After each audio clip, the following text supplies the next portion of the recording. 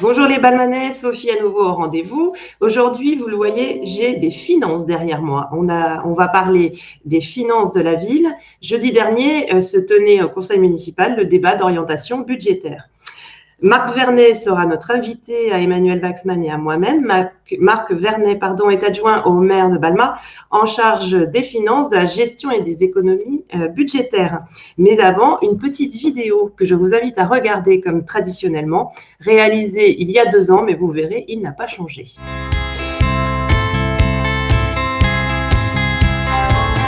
Bonjour Marc Vernet, vous êtes élu aux finances de la ville de Balma. Alors, présentez-vous un petit peu, vous avez quel âge? Vous êtes balmanais, j'imagine, une famille, des enfants? Oui, Marc Vernet, 57 ans, marié, 3 enfants, et j'habite Balma depuis 1994, soit 24 ans. Eh bien, dis donc, vous êtes élu à la mairie de Balma depuis quand? Je suis élu en fait depuis 2003. Alors j'ai été longtemps dans l'opposition et je suis, suite à la dernière mandature, donc de 2014, nous sommes maintenant véritablement, et je suis vraiment en charge des activités de la commune depuis cette date-là. Alors j'imagine bien qu'effectivement c'est un travail à plein temps. Alors à plein temps, ça prend du temps, effectivement. Mais c'est pas un travail à plein temps, et heureusement que ça n'occupe pas l'essentiel de mon activité. Ah oui, parce que vous faites quoi par ailleurs? Ah oui, parce que ce qu'il faut savoir, c'est que même en tant que maire adjoint, ça reste une forme de bénévolat, parce que par ailleurs, je suis banquier, je travaille dans une banque pour les entreprises. Ok, en fait vous avez plein de métiers, plein de vies, c'est ça? On peut dire ça, mais vous savez, il y en a qui font du sport, de l'activité musicale, et puis d'autres qui font les deux, et puis il y en a d'autres qui s'occupent de leur commune. Ben, moi, c'est mon cas. Et vous faites de la finance. Mais alors, puisqu'on parle de finance, on va aller jusqu'au bout de l'indiscrétion si vous êtes d'accord pour nous répondre. Un élu aux finances, j'imagine un salaire, ça s'élève à combien? Alors, je vous avais promis open bar, donc je vais vous donner les informations. En fait, un élu aux finances, un maire adjoint aux finances à Balma, touche une indemnité, c'est pas un salaire à proprement parler, c'est une indemnité, et elle s'élève à moins de 200 euros, 198 euros précisément, net. Ah, donc là en fait vous faites du mécénat de compétences, quasiment. On peut dire ça, disons que si je souhaitais en faire mon métier, ce serait pas très rentable. On vous félicite et puis on va féliciter les autres élus. Et puis si vous voulez bien, on va rentrer dans la mairie maintenant avec mes amis et puis on va vous poser quelques questions comme prévu sur le budget de Balma. Allez, je vous invite.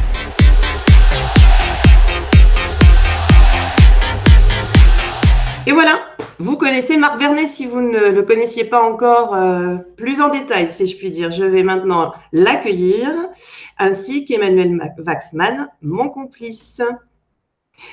Bonjour Marc, bonjour Emmanuel. Bonjour. Bonjour à vous deux, bonjour à tous les auditeurs. Voilà, petite réorganisation d'écran. Merci de répondre à notre invitation, Marc Vernet. Le débat d'orientation budgétaire, c'était jeudi dernier. Moi, j'ai une toute première question très, très novice. Comment ça s'organise dans les grandes lignes le budget de la ville de Balma? Le budget de la ville de Balma, comme tous les budgets finalement de communes ou de structures de collectivités locales, c'est régi par une comptabilité particulière. Pour les collectivités, ça s'appelle la M14. Et en fait, ça nous oblige à établir un budget en 2 parties. On sépare bien toute une dimension fonctionnelle, donc on appelle une section de fonctionnement, d'une section d'investissement. Mais d'une certaine manière, c'est assez proche de ce qu'on peut retrouver dans un foyer ou dans une famille, où on a des recettes, on a des dépenses quotidiennes, donc tout ça c'est le fonctionnement, et puis on essaye de sortir une épargne de ce fonctionnement de manière à pouvoir financer des investissements, acheter une maison, rembourser un crédit, acheter une voiture, peut-être une maison secondaire, préparer des travaux dans sa maison, etc., etc. Donc c'est un peu le même principe de section, fonctionnement, investissement. Question rapide. Notre budget à Balma, il est de combien et il se répartit combien dans ces 2 fameuses sections investissement et fonctionnement? Alors, le fonctionnement, c'est le plus important. Nos recettes sont un petit peu inférieures à 18 millions d'euros. Ça, ce sont les recettes. S'agissant de l'investissement, alors ça dépend des années où on fait des emprunts ou des années où on a des grosses subventions. Mais je crois que sur l'investissement, le mieux, c'est de parler en dépenses d'investissement.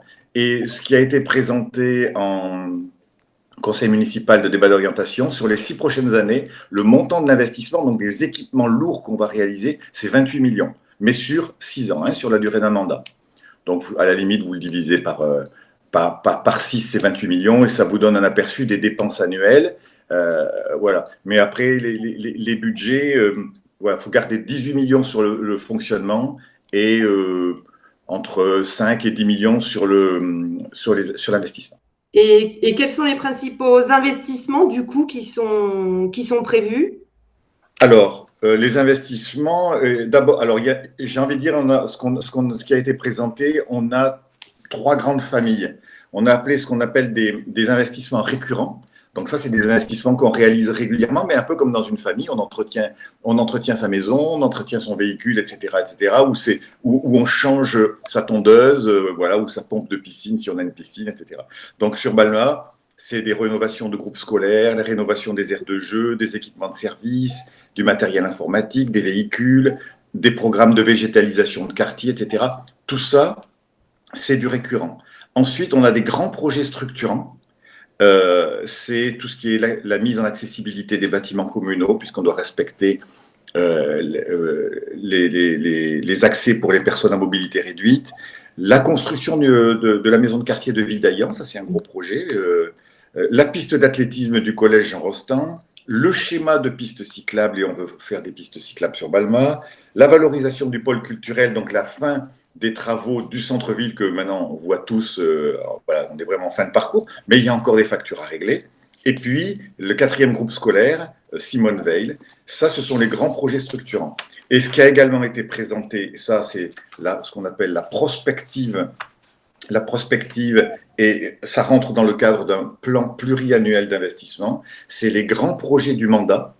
Là, on va faire l'acquisition d'un grand terrain pour le futur collège, le 2e collège de Balma. Donc, vous voyez, un ordre d'idée, un terrain foncier, c'est 3,2 millions.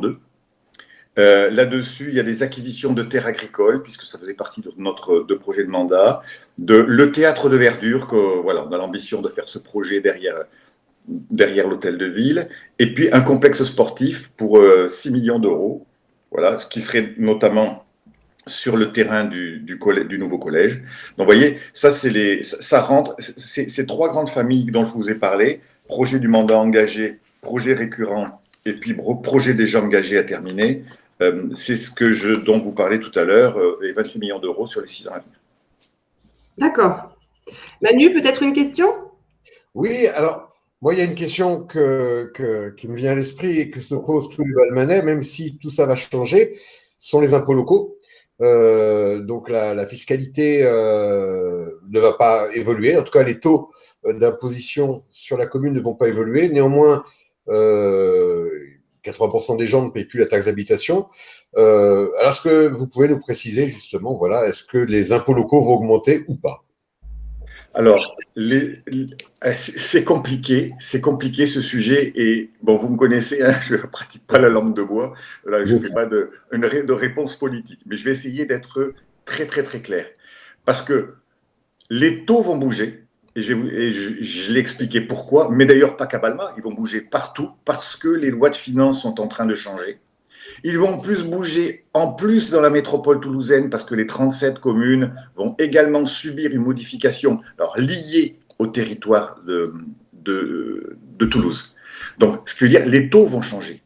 La fiscalité change, comme vous l'avez dit, il n'y aura plus de taxes d'habitation, etc. Mais ce qui importe pour les Balmanais et pour nous, ce qui nous importe aussi, c'est ce que vont payer les gens.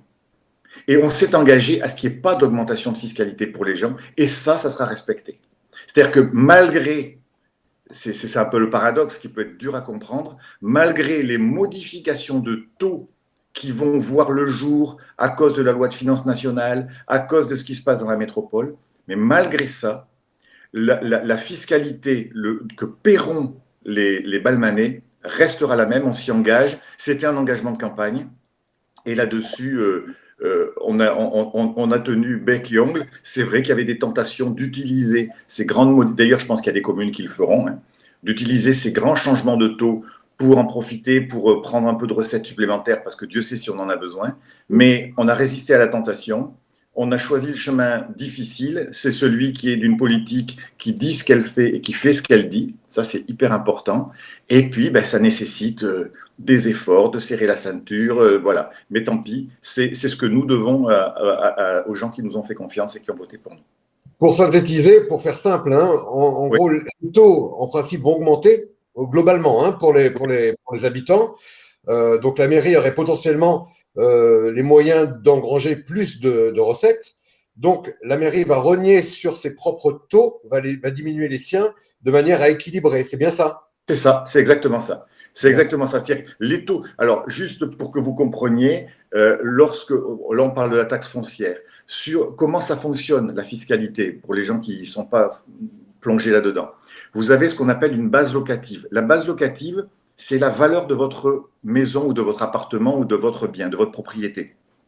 Cette base, en fonction de la valeur de votre bien, ça détermine sa capacité à être loué et ça devient une base locative. Sur cette base locative viennent s'appliquer des taux de plusieurs collectivités. Et le cumul de ces taux, multiplié par cette base, ça donne votre impôt, très clairement. Donc, c'est quoi les taux qui viennent s'appliquer? Alors, jusqu'à présent, il y avait le taux de Balma, de la métropole, des ordures ménagères et du département. Et ce qui change, c'est que les départements disparaissent et que le taux du département est regroupé avec celui de la commune. Donc, j'ai envie de dire, les gens vont toujours payer ces deux taux, mais au lieu d'en payer un bout à la commune et un bout au département, ça va tout aller, enfin, c'est même pas tout à fait vrai, mais ça va aller, on va dire, en totalité à la commune. Voilà.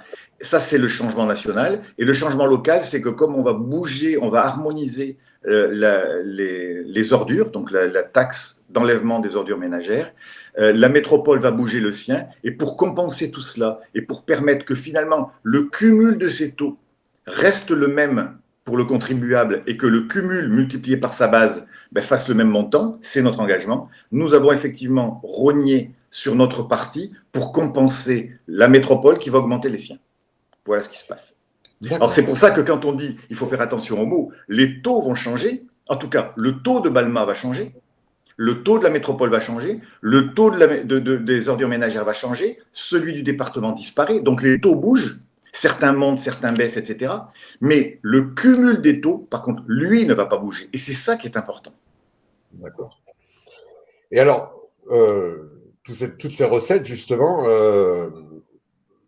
sans faire le détail, déjà, il y a une question que tout le monde se pose aussi, c'est qu'est-ce que la Covid a coûté à la commune? Est-ce que cette crise a coûté? Il y a des services qui n'étaient pas là, donc qui ont dû potentiellement pu générer des économies. En revanche, il y a d'autres choses qu'il a fallu mettre en place, l'achat de masques et autres, qui ont dû coûter. Au final, est-ce que ça coûte à la commune et est-ce que ça coûte beaucoup? Alors, c'est compliqué. C'est très, très compliqué si je jugeais, parce que là, on fait de la compta analytique, mais je vais essayer de vous éclairer, de vous montrer pourquoi c'est compliqué. Parce qu'effectivement, on a des dépenses en plus, c'est sûr, des masques, de la protection, des gels, et on en achète régulièrement, etc. On a eu plus, par exemple, de personnes qui demandaient des repas à domicile, des personnes âgées. Donc, voilà, donc il faut acheter un autre véhicule pour faire ces livraisons, etc. Donc, des dépenses supplémentaires, il y en a eu. Des recettes en moins, il y en a eu aussi, puisque les enfants n'allant plus à l'école, on n'a pas facturé les repas, etc., etc. Donc, on a des recettes en moins, on a des dépenses en moins. Mais on a aussi des dépenses en moins qui font des économies. Par exemple, comme on a moins de manifestations culturelles, etc., on a moins de gardes de sécurité, on a moins d'heures supplémentaires pour les agents, etc. Donc, c'est compliqué parce qu'il y a des dépenses en plus, des dépenses en moins, des recettes en plus, des recettes en moins. Donc voilà, là-dessus, allez expliquer. Donc, on a quand même l'ambition de chiffrer ce que coûte le Covid, hein, parce que, voilà, et je pense qu'on sera en capacité à le chiffrer. Mais c'est compliqué parce qu'il faut aller à la pêche au détail dans chacun des services, qui a eu en plus des recettes, qui a eu en moins des recettes, qui a eu en plus des dépenses, qui a eu en moins des dépenses. Voilà, si on veut être précis. Et à ce jour, je suis assez dans l'incapacité de vous dire ce que ça représente. Globalement, c'est quand même des dépenses, il ne faut pas rêver. Alors, d'ailleurs, globalement, c'est un coût. Hein. Sophie Lamant, quand nous l'avons reçue pour un live avec Julie Loustalot, nous expliquait, c'est d'autant plus compliqué ce que vous expliquez en ce moment, parce que oui, il y a eu moins d'enfants dans les cantines, donc des recettes en moins, sauf que Sophie Lamant nous expliquait que la part prise en charge, reste à charge à la ville d'un repas d'enfants est très importante. Donc, c'est presque des économies sur du pas facturé, quoi. C'est ça. Mais si on ne facture pas le repas, effectivement, on n'a pas à acheter le repas, mais on n'a pas la recette. Mais par contre, on a quand même le personnel, parce que lui, le personnel, il faut le payer. Donc, c'est compliqué. Effectivement, on n'a pas la dépense, mais on n'a pas la recette, mais on a quand même des charges. Donc, voilà, c'est complexe. Franchement, c'est des sujets qui sont compliqués. Les services sont en train de travailler dessus. Je sais que Madame Munoz, notre directrice générale des services, a l'ambition à ma demande, de faire un travail analytique et on sortira ce bilan, M. Waxman. On le sortira. Parce qu'il nous intéresse, nous aussi, d'y voir clair. Mais comme on ne veut pas raconter des bêtises, il faut travailler beaucoup pour avoir les idées claires. Oui, puis on est encore au cœur de la crise, donc c'était un petit peu tôt pour faire le bilan complet. Mais c'était pour avoir une idée. C'est vrai. Enfin, j'espère quand même que le gros est derrière nous maintenant. Oui, tout le monde l'espère. Alors, on va changer de sujet. Un autre sujet qui est assez intéressant et qui était même un thème de campagne lors du premier mandat de Monsieur le maire, c'est la dette. Donc, vous aviez désendetté la commune lors de ce premier mandat, donc pour réaliser des investissements. Je comprends bien, parce que là, vous nous parlez donc de de 28 millions sur le mandat. Ils vont être financés comment, en fait? Est-ce qu'il va falloir réendetter la commune? Alors, la réponse est oui. Alors, d'abord, un point sur la dette, l'emprunt. Vous savez, souvent dans la vie, le problème, c'est les excès. Donc, c'est les extrêmes. C'est les extrêmes. Donc, l'emprunt, la dette, c'est un bon outil. Voilà, pour financer, on le voit bien quand on achète une maison, emprunter pour acheter une maison, ce n'est pas un problème, dès lors qu'on a la capacité de rembourser, que la maison est normalement dimensionnée. Si on emprunte 4 fois plus qu'on est capable de rembourser, ou si on fait des crédits à la consommation récurrents, on en fait un pour en rembourser un autre, là, on rentre dans une spirale qui est un vrai problème. Et bien, c'est pareil pour une commune. Nous, ce qu'on a dit, c'est que lorsque nous étions arrivés en 2014, on a dû faire des emprunts lourds parce qu'il y avait des gros équipements à financer, le 4e groupe scolaire, pas loin de 10 millions d'euros, le cœur de ville, pas loin de 10 millions d'euros. Donc, enfin, ça ne fait pas les emprunts, c'était le coût des 2 investissements. Donc, il a fallu emprunter lourdement. Et là, ça nous a quand même un peu inquiétés de voir le niveau d'endettement bondir aussi fortement. Bon, c'est pas grave, on a assumé, on s'est donné les moyens de le rembourser. Et effectivement, petit à petit, à raison de 1 million par an de remboursement du capital, sur 6 ans, on a remboursé 6 millions quand même. Et donc, on s'est remis dans une situation confortable, à telle enseigne qu'on a des ratios qui nous permettent de savoir si on est dans les clous ou non, et qu'à ce jour, là, au jour où je vous parle, on a si on affectait la totalité de notre épargne annuelle au remboursement du crédit, on se désendette en 2 ans. Donc, la dette, globalement, elle est faible, elle est aux alentours maintenant de 6 millions, l'encours de dette. Bon, vous voyez, sur un budget de 18, voilà, ça reste raisonnable. Maintenant, pour financer, comme vous le faisiez remarquer, les 28 millions de projets qui vont voir le jour, là, on va devoir réemprunter, ça c'est sûr, mais on va le faire de manière modérée, répartie de manière très progressive sur la durée du mandat. Et l'enjeu, l'objectif, c'est de ne pas dépasser l'encours total que nous avions en 2014, donc de ne pas dépasser ce maximum qui était lourd pour l'époque, d'autant que le budget était inférieur à aujourd'hui. Donc voilà, on va rester dans des canons et des ratios qui sont parfaitement supportables, parfaitement acceptables pour notre budget, surtout pas l'extrême. Mais, encore une fois, l'emprunt est une bonne chose et il faut l'utiliser quand il s'agit de financer un groupe scolaire. Il est normal d'emprunter parce qu'on finance un groupe scolaire, par exemple, ou un terrain pour un collège. Mais si on n'empruntait pas du tout, ça veut dire qu'on ferait payer tous les balmanés, ils paieraient le collège ou l'école tout de suite. Alors que dès lors qu'on finance sur 15 ans, 20 ans, on va le faire payer finalement aux usagers d'une certaine manière et de manière progressive dans le temps. Donc, c'est relativement sain. Hmm. Et quel était le montant d'endettement de 2014? Quel est le seuil? Oula. En 2014, on était monté, je crois, de mémoire, je l'avais donné en cours évolution de l'aide. 2014, pas loin de 14 millions quand même. Oui, ouais. Dans ces zones-là, d'accord. C'était beaucoup. Alors, j'ai une dernière question à vous poser. C'est aussi une question que beaucoup de gens se posent. C'est le budget consacré aux associations. Oui.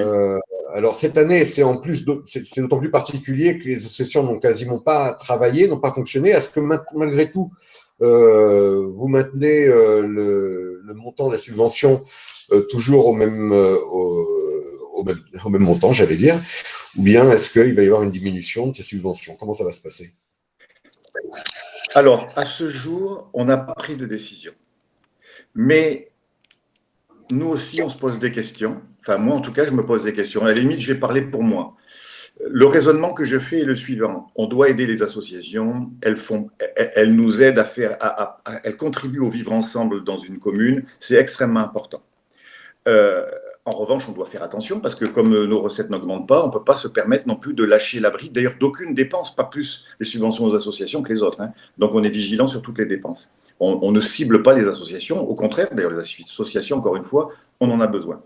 Cela dit, je pense que pour les associations, la crise du Covid, je suis sûr qu'il y a des associations qui finalement vont être gagnantes financièrement de la crise du Covid et d'autres vont être perdantes. Et tout ça, c'est lié à la manière dont elles gèrent. Je prends un exemple.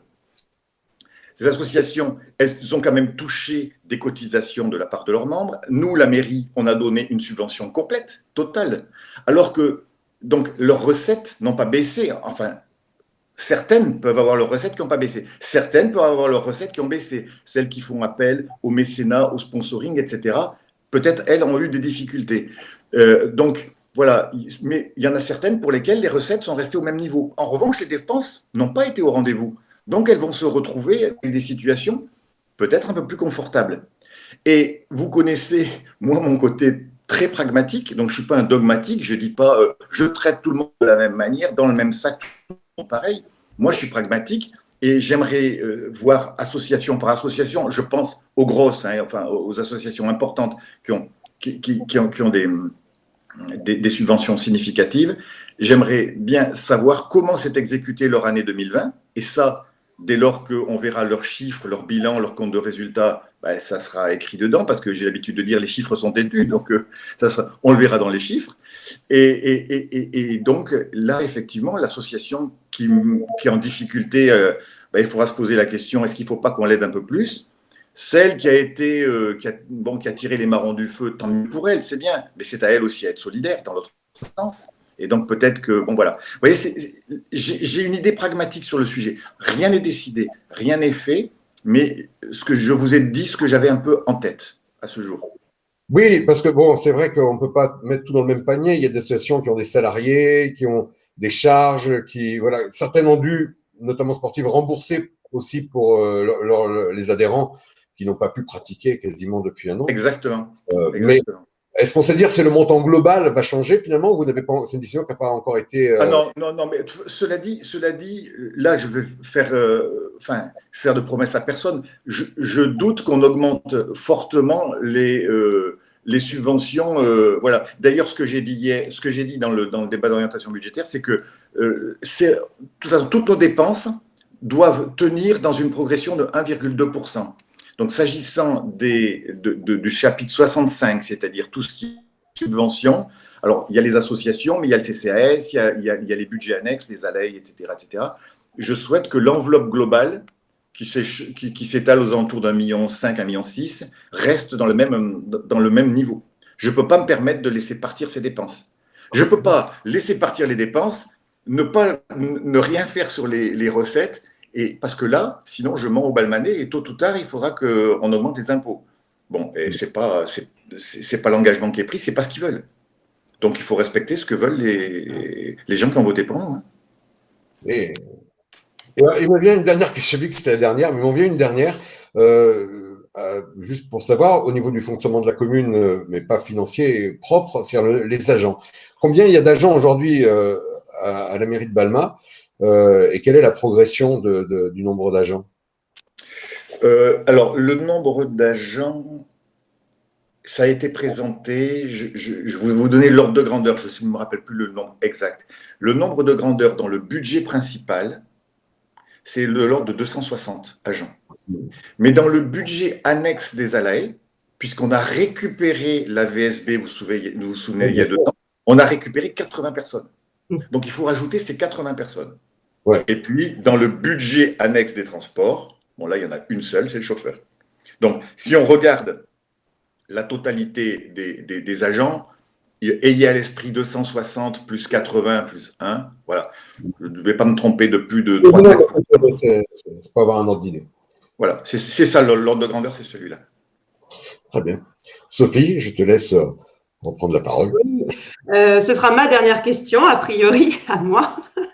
Marc Vernet, vous nous avez, je vous ai écouté attentivement, vous avez parlé dans le budget, vous avez cité la végétalisation de quartiers, de l'achat de terres agricoles, du théâtre de verdure, l'écologie et l'environnement, c'était un thème très fort de la campagne de l'année dernière. Est-ce que vous pourriez… c'est compliqué, l'environnement et l'écologie, c'est transversal. Est-ce qu'on a une idée de ce que représente cet engagement financier en faveur de l'environnement et de l'écologie? Alors, c'est une très, très, très bonne question. On n'a pas déterminé un budget pour l'environnement. Parce que, comme vous le soulignez, l'environnement, l'écologie, c'est quelque chose qui est transversal, d'ailleurs, qui est dans tous les services. Alors, des fois, il y a des dépenses, mais des fois, elles peuvent générer des recettes. Mais c'est un peu comme le Covid. Hein. Si je fais des investissements pour isoler les bâtiments, j'ai une dépense à un instant T. Mais derrière, j'ai quand même des recettes, enfin, des économies. Lorsque je fais de la pédagogie, lorsque je fais des activités, lorsque j'utilise un Balma Info pour faire de la pédagogie autour de l'environnement, etc., ça me coûte combien? De toute façon, je l'aurais sorti, le Balma Info. Donc, vous voyez, c'est très, très complexe. Et c'est d'ailleurs la raison pour laquelle on n'a pas un budget environnement. Mais alors, on pourrait peut-être, lorsqu'on achète des terres agricoles, des terres anciennes, est-ce que ça ne rentre pas dans l'écologie? Voilà. On a également, au niveau de tout ce qui est l'entretien, là, on va mettre en place des cendriers, parce que vous savez que les mégots, c'est quand même un vrai problème au niveau de l'écologie, c'est un sujet. Le traitement des masques, c'est un sujet, et on voit qu'on peut recycler ces masques et éventuellement en fabriquer des produits qu'on n'aura pas achetés parce qu'on nous les donnerait. Donc, c'est compliqué, et d'ailleurs, c'est ce qui fait que l'écologie, enfin, selon moi, hein, c'est pas un sujet politique, c'est pas de droite, de gauche, d'extrême droite, d'extrême gauche ou de je sais pas trop où. C'est un sujet qui intéresse tout le monde. On est tous sur la même planète, on est tous sur la même commune, on est tous concernés par l'écologie, quelles que soient ses valeurs ou ses tendances politiques. Donc, c'est un sujet transversal et un peu comme la Covid tout à l'heure, le chiffrer, dire précisément voilà ce qu'on dépense pour l'environnement. Bon, on peut avoir ce genre de posture politique, hein, mais comme je vous disais tout à l'heure, nous, on est des pragmatiques. Moi, je suis un très concret, un pragmatique, donc aller raconter des carabistouilles aux gens, non, c'est pas notre credo.